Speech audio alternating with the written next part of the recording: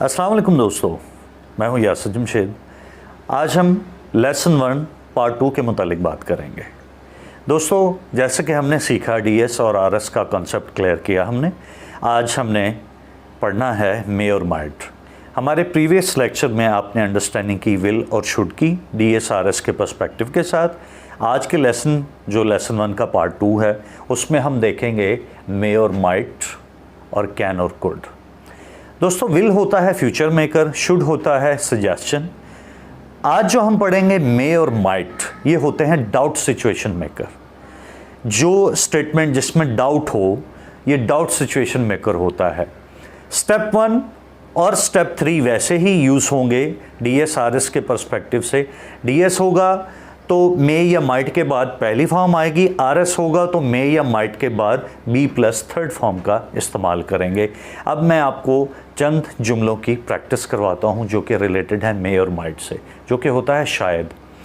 ज़माना हाल में शायद मे होता है और ज़माना माजी में शायद माइट होता है। ये आपको मज़ीद एलेबोरेट और एग्जाम्प्लीफाई हो जाएगा। पहला जुमला है हमारे पास, शायद वो आ जाए।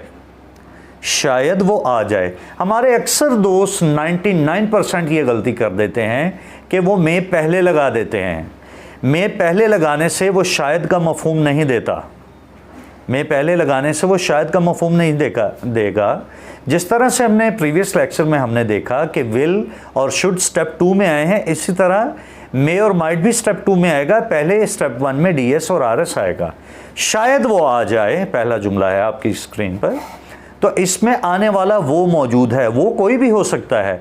ज़रूरी नहीं कि वो किसी शख्स का नाम ही हो तो आप कहें ये डीएस है, वो उसका प्रोनाउन भी हो सकता है। फ़र्ज़ कीजिए एक शख्स आता है, मैं कहता हूँ शायद असलम आ जाए, आने वाला असलम है। अब मैं बार बार असलम नहीं कहूँगा, मैं कहूँगा शायद वो आ जाए, तो डेफिनेटली कोई आने वाला मौजूद है। तो पहला जुमला है शायद वो आ जाए, ये डीएस है। ही मे कम, डीएस के साथ वर्ब की पहली फॉर्म, पहला डीएस आया, ही मे कम। शायद उसे दावत दी जाए। दावत देने वाला कोई नहीं है इस जुमले में, आरएस का सेंटेंस है। ही मे बी इनवाइटेड, आरएस के साथ आरएस का फार्मूला, बी प्लस वर्ब की थर्ड फॉर्म। शायद इन्हें इतला दी गई थी, जी जुमला है शायद इन्हें इतला दी गई थी। अब यहां पर देखिए शायद का पास्ट है, था थी थे। शायद उन्हें इतला दी गई थी, शायद का पास्ट होता है माइट। अब यहां पर मे नहीं माइट का इस्तेमाल करेंगे और ये आरएस का जुमला है। They might be informed, clear हुआ? They might be informed. अगर ये होता है शायद उन्हें इतला दी गई है तो ये मे हो जाता है, दे मे बी इन्फॉर्म्ड। लेकिन शायद के बाद था थी थे आ गया तो ये शायद का माजी है जो कि माइट है। शायद मैं उसे बुला लूं, बुलाने वाला कौन है? मैं, डीएस का सेंटेंस है। आई मे कॉल हिम, आई मे कॉल हिम। शायद उसे बचा लिया गया था, आरएस का सेंटेंस है और माइट का। He might be saved, he might be saved. शायद हुक्मरान मुल्क के मुतालिक सोचें, प्रेजेंट है, मे का सेंटेंस है और डीएस है, सोचने वाले हुक्मरान मौजूद हैं। Rulers may think about country, शायद सियासतदान मुल्क को बचा लें। Politicians may save the country, शायद उसने झूठ बोला था। अब ये माइट का जुमला है और डीएस है, ही माइट टेल अ लाई। शायद बेगुनाह लोगों को सजा दी गई थी, आरएस का जुमला है और माइट का।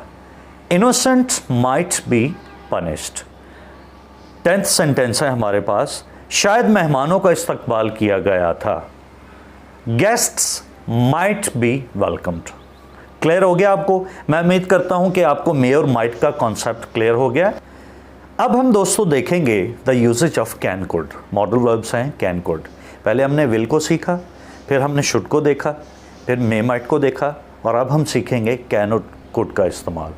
ये होता है ability situation maker, possibility ability.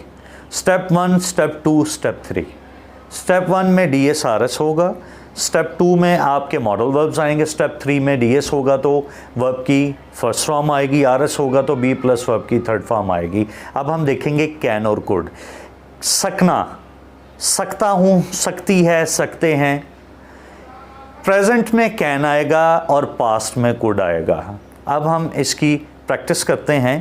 पहला सेंटेंस है वो मेरी मदद कर सकता है, वो मेरी मदद कर सकता है, डीएस का जुमला है और डीएस किसका है? सकता है, कैन का।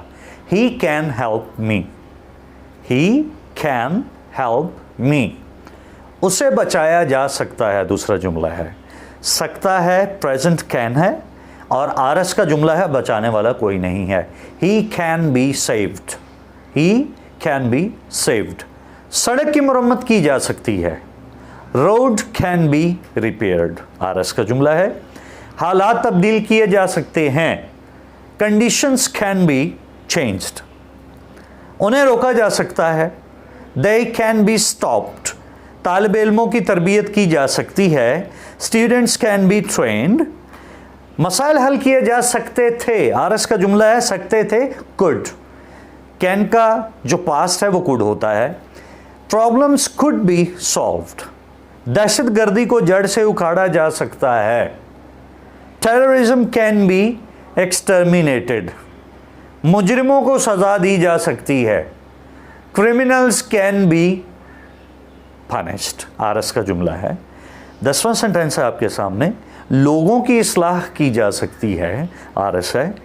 People can be reform. तो दोस्तों मैं उम्मीद करता हूँ कि आपको आज के पार्ट 2 में मे, माइट और कैन, कुड का कॉन्सेप्ट क्लियर हो चुका होगा।